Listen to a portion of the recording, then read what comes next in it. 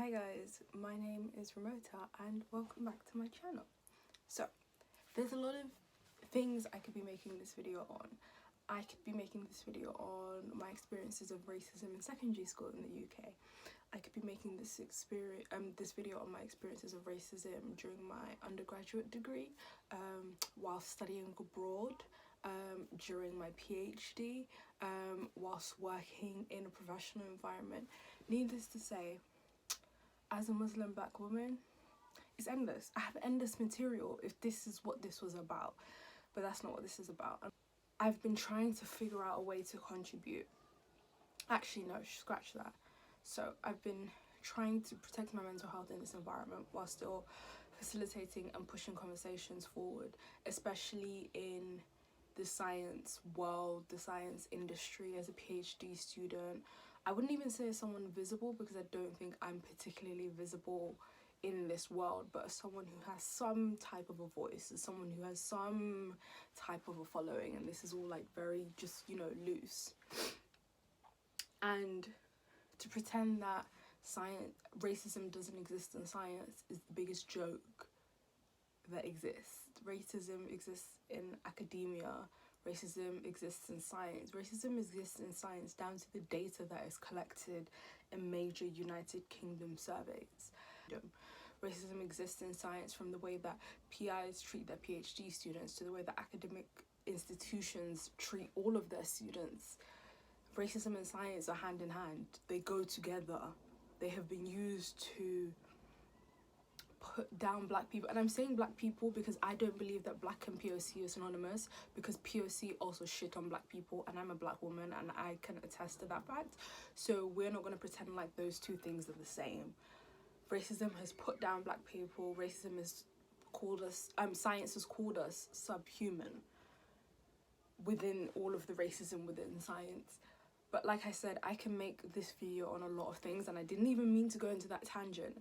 Do you remember when you thought the biggest thing you were going to have to worry about in 2020 was the UK leaving the EU? Now, COVID-19 said, fuck that shit. Come hold my bags. Excuse my language. This video, I'm going to be talking about the recent, and by recent I mean a couple of hours ago, Public Health England reports, case analysis, research and analysis, whatever they're calling it these days, on COVID-19 and disparities. And so that, by that I mean, in this report they analysed increased or decreased likelihood of contracting or dying from COVID-19 in relation to race, in relation to wealth, in relation to age, in relation to gender, and in relation to a couple of other factors. This video is not going to go into a deep analysis of everything they discussed and everything they talked about, only because I don't think that's relevant for my channel. I do think, however, that you shouldn't take my word for what I say. I do think you should take the time to read the article or read the report, which I'm going to link down below, and kind of look at the graphs, look at the figures, but also read what they're trying to say. Don't just look at the main messages section.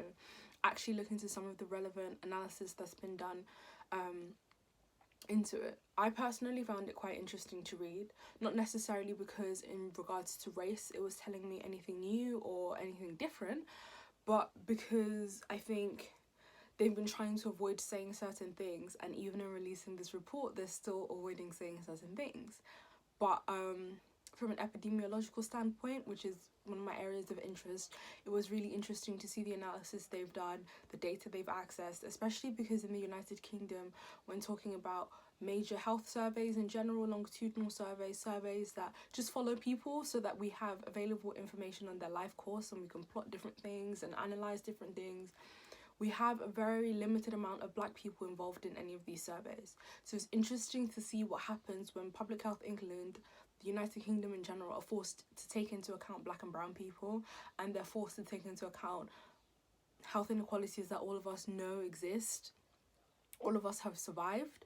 And so I think that's particularly what stood out to me. But one of the main reasons why I wanted to make this video is because I think the article, the report, whatever we're calling it, whilst quite interesting, has a lot of jargon in it, and I think there's power to awareness and there's power to knowing what there is and what's out there and how we should be reacting to it. But also equipping yourself with knowledge is the best thing you can do moving forward. My hopes is that this video can kind of be just a tiny little stepping stone into us having access to that information, and I'm trying to translate it as best as I can My science to layman translation isn't as good as it should be, I admit, especially as a PhD student. But I'm going to do the best I can with the resources I have. And if you see me looking down, looking around, it's because I'm looking at notes and I couldn't memorize all the facts and figures basically. But let's get into it. I'm going to start at the beginning and I'm going to go through information that I think is relevant and important for this video. Like I said, I'm not going to go through everything, but you know, take what you can, leave what you can, but understand the message behind the report and understand what's in it. So one of the first things they reported is that diagnosis is higher in women under the age of 60 in comparison to men under the age of 60. So that means that statistically speaking, you're more likely to get diagnosed if you're a woman under the age of 60 in comparison to a man. However, over the age of 60, men are more likely to be diagnosed in comparison to women. Why?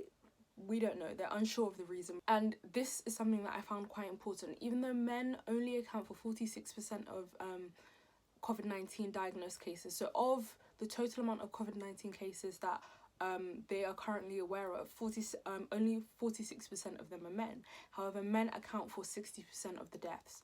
Now think about that. As a man under the age of 60, you're less likely to be diagnosed, and this can be for a whole host of reasons. There are societal influences such as men being less likely to go to the hospital if they're sick, but once they are in the system, even though they're only 46% of diagnosed cases, they're more likely to pass away. That's something we should be thinking of, and that's something that we should be paying attention to, because especially within black communities, black men die from a whole host of undiagnosed issues every day because we're less likely to go to the doctors. Black men are less likely to go to the doctors, and most of them tend to go once they're pushed by the black women or the individuals within their family. So it's important to think about the fact that men are more likely to die from COVID-19. Next piece of information. Despite all of the media talk and all the things that were said once COVID-19 kind of started to become more of a global issue, there's a current overrepresentation of young patients in critical care. That means that if you're to walk into a hospital, you're going to go walk into the critical care unit, you're more likely to find young people in comparison to older people. Why? They don't know. They're not saying that you're more likely to be in critical care. If you're younger, they're saying that you're shown to be more in critical care. I don't know if that sentence made sense. They're not trying to say that COVID-19 affects young people more than older people. They're trying to say that those in critical care just happen to be more younger patients. But in order to see whether or not it affects older patients or younger patients more, that would have to be more of a global review than looking at it in terms of just... Okay. So aside from the race aspect, which I think is going to be very discussed in regards to this report, something that was really interesting to me and has always been interesting to me is the effect that global health issues have on socioeconomic status. So what is the relationship between those two factors?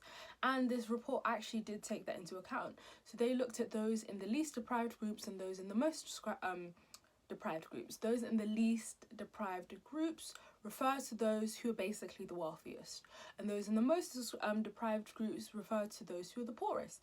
So from now on, I'm going to be referring to them as wealthiest and poorest, because I think that's a lot easier to understand than least deprived and most deprived.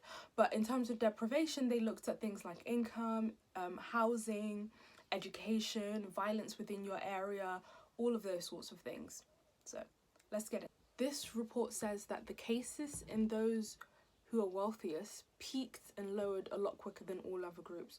So those who are wealthiest, their cases peaked quicker and lower in comparison to the rest of society. I wonder why. Is it access to healthcare? No. Is it that in the United Kingdom or in England, is it that in the United Kingdom or in England, those who are wealthiest tend to be white, tend to be listened to more in healthcare? No, just racism. But we haven't gone to that bit yet. Let's move on. And this one took me out, you guys. Mortality doubled in the poorest in comparison to the wealthiest groups of people. So the poorest amount of people, double the amount, died in comparison to the wealthiest amount of people. Who are in the poorest? Who are in I'm just saying, because sometimes when they report these things and they give out this information, it's just phrases and words and information, and no one's, sometimes we forget to pay attention. Doubled. In 2014 and 2018, if you accounted for all mortality, everyone who died from everything from cancer to a heart attack to a car crash, there wasn't that big of a difference. It wasn't double the amount of poor people in comparison to double the amount of wealthiest. That is how much COVID-19 is, I don't even want to say exposing the health disparities, but just putting it in their faces. And it still feels like no one is listening. It blows my mind. This video is not even about necessarily giving my personal opinion. It's about presenting the facts and the information, because we need to be paying attention to these things. Let's go. Let's move on to the next one. Do you remember how I said that young people are, they're overrepresented in intensive care? Well, Black and Asian people are overrepresented in critically ill cases. I wonder why. Wonder if there's any social factors to take into consideration as to why Black and Asian people are more likely. Who knows? Just moving mad. But they just put it out there. Fair enough, facts and figures, right? We're here for facts and figures. I mean, it's not like facts and figures can take into account social factors, but what do I know? Man, you're 60% more likely to die from COVID-19. That was a fact. If you're a Black man, you are 4.2 times more likely to die in comparison to your white counterparts. 4.2. I just want you to pick a random number and times it by 4.2 and not see the big jump that occurs. So not only are men, just men, regardless of race, 60% more likely to die, Black men are then 4.2 times likely to die in comparison to the white male counterparts within that group. Guys, I'm actually running out of words. And I'm just going to drop that fact there for you, because I don't have anything else to say. The cocoa of the cocoa, the meat of the meat, the meat of the report, the thing that everyone's talking about, the thing that everyone's discussing, the thing that just made me go, oh wow, so I knew it was like that, but it's really like that. Black, Asian, minority ethnic groups, BAME.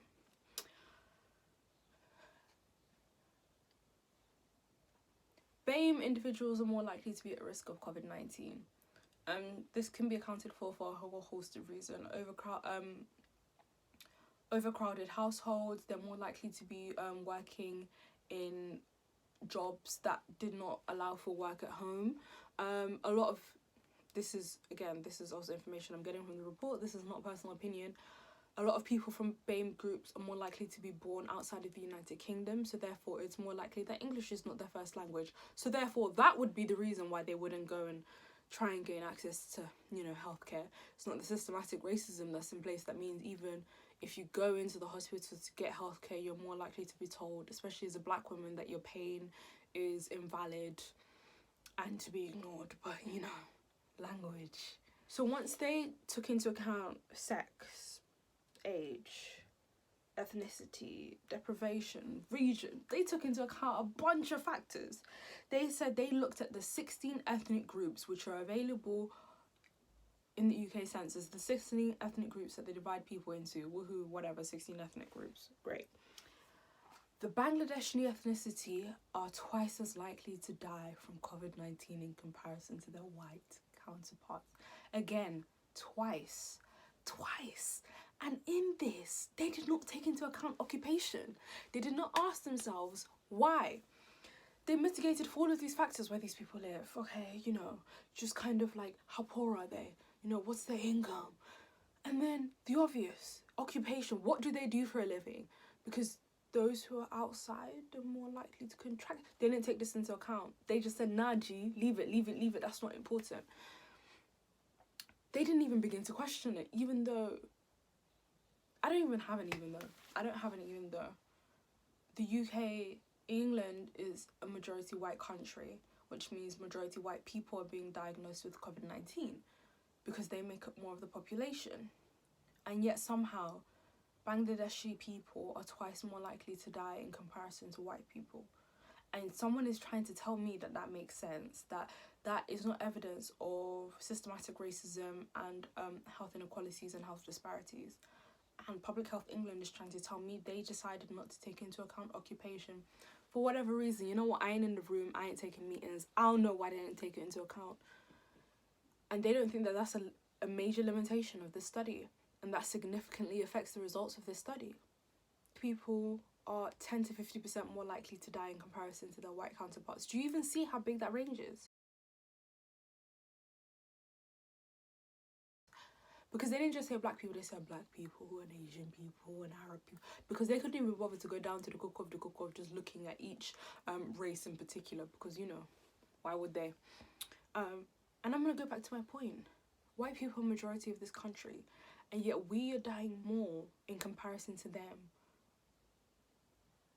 from COVID-19. And someone wants to come and tell me that systematic racism and racism in science doesn't exist.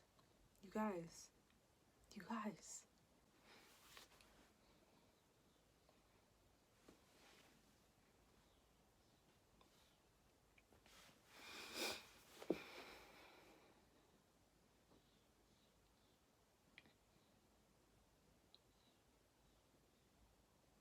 2020 is really coming for all of our necks.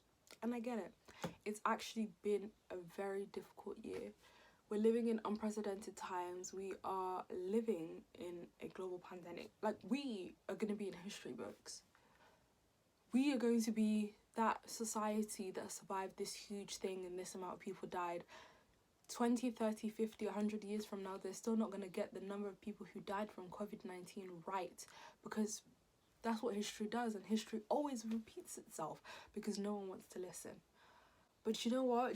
This report says? This report reminds us of not only science in racism or racism in science, I don't even know how I want to put that phrase, but that we, and by we, I mean black people, brown people, are dying at a ridiculous rate in comparison to our white counterparts in the middle of this global pandemic, and they won't remember to tell our story. They won't remember that we were here and that we were important and that we mattered. And so we have to remember, and we have to make a difference, and we have to make noise. Because yes, Black Lives Matter, and that shouldn't have to be a controversial statement. That shouldn't have to be a statement that gets, oh no, hashtag all lives matter and all lives matter. That shouldn't be it. Because look at the facts and figures. Look at the facts and figures and look at the difference and see what's happening and pay attention. Guys, I read that report and I made this video because I think it's important to understand what's going on around us. And while I, and I'm sure you, are incredibly overwhelmed, the UK has this image of being this racial utopia, and there's no racism because the police don't have guns, and yet they're still choking people here too. But you know what? That's not my field. That's not my area of research. That's not what I spend all my time studying. I look at health, I look at global health, I look at public health. I look at epidemiology, I look at facts, I look at figures, I look at policy initiatives, I look at the water contamination. I'm a biology head, I'm a public health head, I'm an epi head. And so the only thing I can say on this channel is that COVID-19 is killing us more than it's killing them. And no one is taking the time to figure out why, even though we know why. But no one is taking the time to figure out how to solve the problem. So we have to be paying attention, and we have to take care of ourselves, and we have to be turned on, for a lack of a better phrase, as to what's happening. So read the report. I hope I was able to give some form of information. This video is all over the place. I'm upset and I'm angry and I don't know what comes next. So I fall back on facts and figures. And the facts and figures are bullshit. And Public Health England should have taken into account occupation. The government is supposed to give more of a shit about us, and instead of telling us that 6 people can link up at a time, we need to be doing more. But I just don't know what more is. So for now, this is what I have for you. I hope it made sense. Stay stay safe. Stay home, because Boris Johnson is mad. He doesn't know what he's talking about, bro. Stay home. And yeah, bye.